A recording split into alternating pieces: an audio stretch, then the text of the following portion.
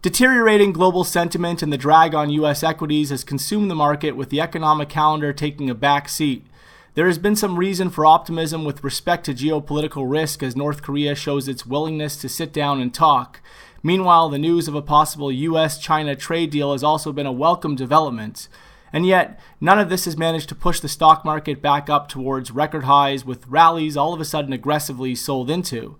The reaction is somewhat of a departure from the near-decade post-2008 crisis, in which investors had been immune to negative risk, taking the market higher at every turn. And now, we are seeing the opposite reaction, with the market selling off on negative risk and incapable of sustaining any recoveries on any good news that diminishes such risk.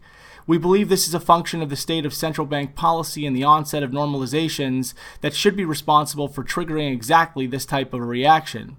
Central banks had offered up immunity to downside risk in the world after the 2008 crisis, incentivizing excessive and reckless investment in equities in an effort to artificially prop up global sentiment.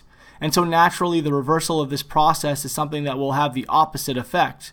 We believe this is the way things will continue to be over the medium term as policy normalizations ramp up, and just like investors were wired to rally the market on anything positive while ignoring the negative over the past near decade of ultra accommodation, investors will now be wired to sell the market on any and all things negative while largely ignoring the positives as the policy normalization process pushes forward.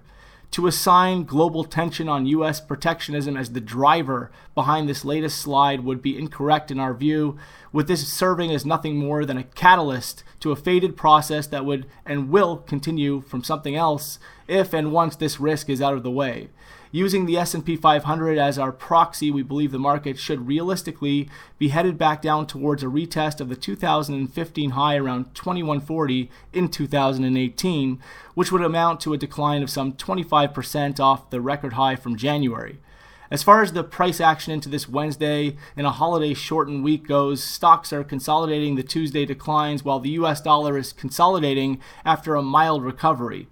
We have seen some outperformance in the pound on optimism over the prospect of a deal relating to the Irish border, though offers are reported into this rally. Meanwhile, the euro has come back under pressure after ECB speak leaned more dovish on Tuesday and Eurozone data was less than supportive.